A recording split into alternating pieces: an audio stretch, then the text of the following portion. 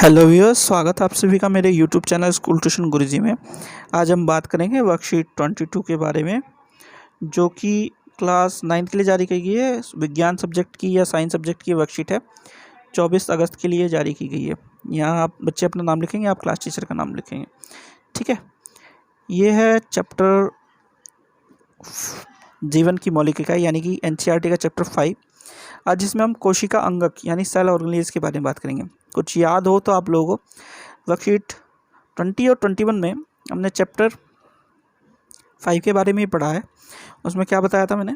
उसमें बताया था आपको एक सेल होता है जिसमें बाहर की जो सबसे बाहर की कवरिंग होती है वो है प्लाज्मा झिल्ली, उसके अंदर केंद्रक और इन दोनों के बीच में कोशिका द्रव्य, ठीक है।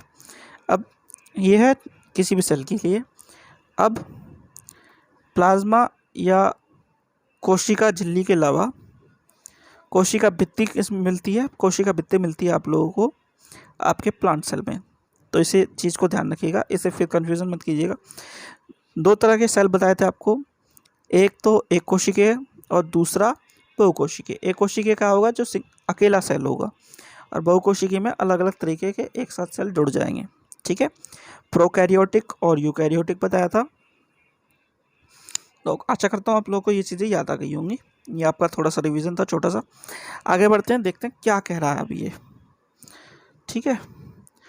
तो अब क्या कह रहा है ये?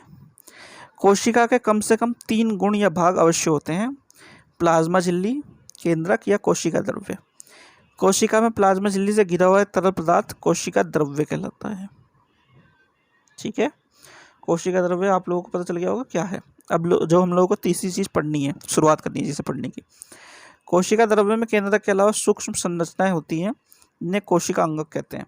अब लोग क्या बताया था, ये सेल है, अगर ये न्यूक्लियस है या ये केंद्रक है, तो यहाँ पे जो ये है कोशिका द्रव्य, इसके अंदर छोटी छोटी कोशिका अंग होती हैं, उनको क्या कहलाती है? सेल ऑर्गेनी या कोशिका अंगक होती है। तो ठीक है, अगला है यूकैरियोटिक कोशिका में अंतर्द्रव्य झिल्ली का गोल्जी उपकरण लाइसोसोम, प्लास्टर, रस्तनी तथा माइटोकॉन्ड्रिया मुख्य कोशिका अंग है। अब एक चीज ध्यान दे दीजिएगा, इसमें जितनी भी चीज नाम आपको गिनाए गए इसके सबके अलग अलग कार्य हैं। जैसे कि 2 का मैं एग्जांपल देता हूँ। लाइसोसोम क्या करता है? जितना भी कोशिका का अपशिष्ट पदार्थ है इसका निपटारे का काम करता है। और कई बार ये देखा गया है कोशिका के अवशिष्ट पदार्थ के निपटारे के अलावा कोशिका का भी निपटारा कर देता है, इसलिए इसको आत्मघाती झिल्ली कहते हैं, आत्मघाती थैली भी कहते हैं, ठीक है। अगला है माइटोकॉन्ड्रिया। माइटोकॉन्ड्रिया क्या कहलाता है? माइटोकॉन्ड्रिया कोशिका का बिजली घर कहलाता है, क्योंकि ये ऊर्जा का उत्पादन करके कोशिका को चलने लायक बनाता है, ठीक है ना। तो आगे बढ़ते हैं, क्या कह रहा है ये? अब कह रहा है ये प्रत्येक कोशिका अंग कोशिका में एक विशिष्ट जैविक क्रिया करता है, जैसे कि ऊर्जा, प्रोटीन और लिपिड का निर्माण करना, भंडारण करना, अपशिष्ट निपटारण करना। ऊपर जो मैंने आपको एग्जांपल दिया था वो ये दिया था, ठीक है। तो आगे क्या कह रहा है? कोशिका द्रव्य तथा केंद्रक को मिलाकर जीव द्रव्य कहलाता है, ठीक है। कोशिका द्रव्य तथा केंद्रक दोनों को मिलाकर एक सेल है, सेल के अंदर ये दोनों चीज़ें जो मिल जाएंगी तो ये जीव द्रव्य कहलाएगा, ठीक है। आगे बढ़ते हैं, आगे आपका उपापचयी क्रियाएं क्या होती हैं? उपापचयी क्रिया क्या होती है? आसान भाषा में समझ लीजिए, जो हम अपना दैनिक कार्य करते हैं उस कार्य को करने के लिए हमें कुछ ऊर्जा की ज़रूरत होती है, और उस ऊर्जा को जो है बनाने के लिए हमारी जो बॉडी है या हमारी जो कोशिकाएं हैं अलग अलग कार्य को करती हैं, रासायनिक क्रियाएं हो या कुछ और हो। इन क्रियाओं को करने की वजह से हमारी अपचयी क्रियाएं चलती रहती हैं, इसी को अपचयी क्रियाएं बोलते हैं। आगे देखने को भी मिलेगा। देखिए, जैविक क्रियाओं करने के लिए कोशिकाओं को विभिन्न प्रकार की रासायनिक क्रिया होती हैं, जिसमें या तो कोई पदार्थ बनता है जैसे कि प्रोटीन का निर्माण करना जो कि हमारी बॉडी की ज़रूरत हो, या अपघटित होता है, क्या होता है? ग्लूकोज से ऊर्जा का बनाना, ताकि हम अपना काम कर सकें। तो इससे क्या होगा? हमारी कोशिकाओं को और हमें ऊर्जा मिलेगी जिस वजह से हम काम कर सकें। अब कोशिका में होने वाली सभी रासायनिक क्रियाएं उपापचयी क्रिया कहलाती है। इन्हीं क्रिया को क्या कहलाते हैं? उपापचयी क्रिया कहलाते हैं। ठीक है, कंफ्यूजन मत कीजिएगा इसमें। हमारी बॉडी में जो भी रासायनिक क्रियाएं होती हैं वो किसी ना किसी वजह से होती हैं। ठीक है, उनको जो वो क्रियाएं होती हैं उन्हें कहते हैं उपापचयी क्रियाएं। और इसमें सबसे आसान समझने वाला एग्जाम्पल क्या है या उदाहरण क्या है आपका? ऊर्जा का बनना, ग्लूकोज से ऊर्जा का बनना, जो आपको रोज देखने को मिलता है। ठीक है, जब हम खाना खाते हैं तो खाना क्या होता है? वो कार्बोहाइड्रेट से ग्लूकोज में बन जाता है और फिर हमें ऊर्जा का स्रोत के रूप में कार्य करता है और हमें ऊर्जा मिलती है। ये सबसे सिंपल तरीका है, सबसे आसान तरीका है समझने का। आगे अगर वैसे समझेंगे थोड़ी सी दिक्कत हो सकती है, क्योंकि अलग अलग एक साइकिल होती है जिसके द्वारा ग्लूकोज का या कार्बोहाइड्रेट का बनना होता है। ठीक है, तो आगे बढ़ते हैं।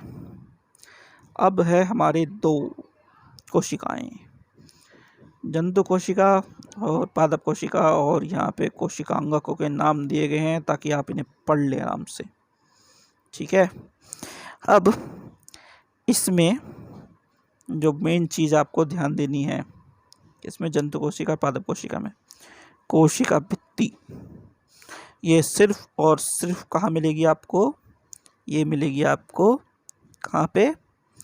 सिर्फ पादप कोशिका में, जंतु कोशिका में नहीं मिलेगी। ठीक है, अब दूसरी चीज़ क्या हो सकती है? दूसरी चीज़ हो सकती है आपकी क्या? ये वाला प्लास्टिड वाला। इस तरह की कुछ चीज़ें हैं जो आपके कोशिका, किसमें? जंतु कोशिका और पादप कोशिका में अंतर स्पष्ट करती हैं। इन्हें ध्यान से देखिएगा और समझने की कोशिश कीजिएगा, और हो सके तो अपनी एनसीईआरटी की बुक्स में देखिएगा, आपको आसानी समझ में आ जाएगा। अब है निम्न के उत्तर दीजिए। पादप व जंतु कोशिका चित्र बनाकर सभी कोशिकाओं के नामांकित कीजिए। तो ये है आपका इसका पहले का आंसर। कोशिका कौन सी? जंतु कोशिका और पादप कोशिका, इन दोनों का चित्र बनाइए और नामांकित कीजिए। अगला क्वेश्चन है, उपापचयी क्रिया क्या होती है? उदाहरण सहित लिखिए। आइए देखते हैं क्या है उपापचयी क्रिया। जैविक क्रियाएं करने के लिए विभिन्न प्रकार की रासायनिक क्रिया होती है जिसमें पदार्थ बनता है या विघटित होता है। पदार्थ बनता में क्या उदाहरण दिया गया है? जैसे कि प्रोटीन का निर्माण होना और विघटित होने में ग्लूकोज का ऊर्जा में निर्माण करना। कोशिका में होने वाली सभी रासायनिक क्रिया उपापचयी क्रिया कहलाती है। ठीक है, कोशिका में होने वाली रासायनिक क्रियाएं उपापचयी क्रिया कहलाती है। ये तो हो गया आपका डेफिनेशन, और ये हो गई आपके उदाहरण। 2 उदाहरण हो गए, तो क्वेश्चन का आंसर आपको मिल गया होगा। फिर है पादप एवं जंतु कोशिका में अंतर स्पष्ट कीजिए। अब 2 अंतर मैं बता देता हूँ आपको। जंतु कोशिका और पादप कोशिका में सबसे पहला क्या? कोशिका भित्ति, ये मिलती है। दूसरा ये वाला। ठीक है, इस तरह जो और उदाहरण हैं जो कि क्या कहलाते हैं, अंतर के तौर पे देखे जाते हैं, उन लोगों को आप ध्यान से पढ़िएगा और लिखिएगा। ठीक है बच्चों, ये आप खुद कीजिएगा क्वेश्चन को। अब है चौथा क्वेश्चन, कोशिका द्रव्य कहाँ स्थित होता है? आइए तो इसको ऊपर से देखते हैं, आंसर मिल जाएगा। कोशिका द्रव्य, ठीक है, कोशिका द्रव्य क्या है? ये कोशिका में प्लाज्मा झिल्ली से घिरा हुआ एक तरल पदार्थ को कोशिका द्रव्य कहते हैं। यानी कोशिका में प्लाज्मा झिल्ली से घिरा हुआ, इसके द्वारा इन दोनों के बीच में ये जो चीज़ है ये कहलाती है कोशिका द्रव्य।